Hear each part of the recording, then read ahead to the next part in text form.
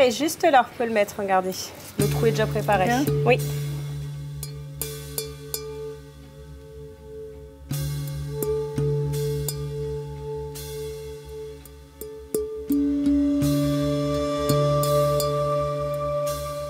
Ce qu'il faut savoir sur la personne du grand âge, c'est que c'est surtout que c'est un être humain et qu'il faut la considérer comme être humain jusqu'à la dernière minute.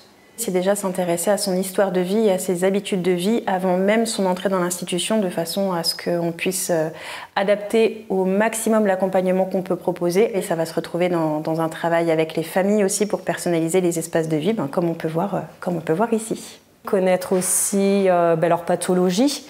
Alors en général, on a toujours tendance à privilégier la pathologie en premier, alors que pas du tout. Il faut déjà connaître la personne et la pathologie vient après en fait.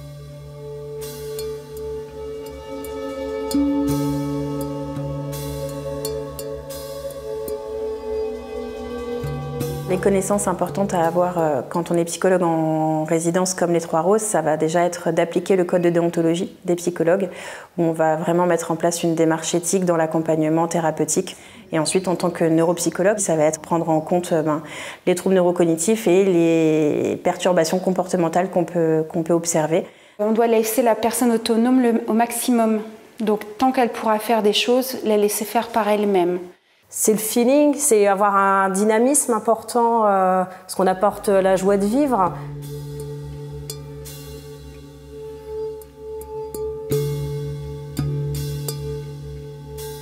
Lors des formations, c'est vrai qu'on insiste beaucoup sur l'écoute. Et après, non, c'est au fond de soi, en fait. La question de l'autonomie, c'est quelque chose que j'ai appris à l'école. Mais le terrain, c'est encore mieux. Et c'est là qu'on voit les compétences des gens et ce qu'ils sont encore capables de faire. C'est sûr que la théorie, effectivement, c'est important de l'avoir, mais la pratique, rien ne peut l'égaler.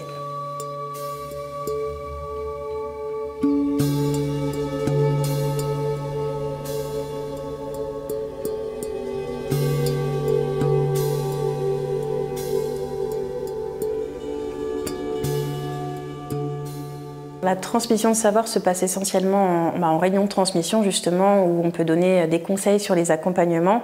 Moi, je fais la première toilette du résident quand il arrive ici, pour guider mes collègues.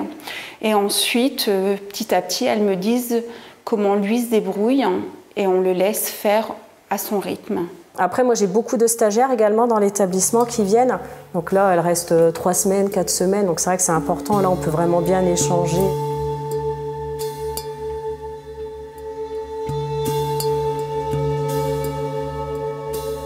S'il y a une seule chose que je voudrais apporter à quelqu'un qui commence dans le métier, c'est la communication.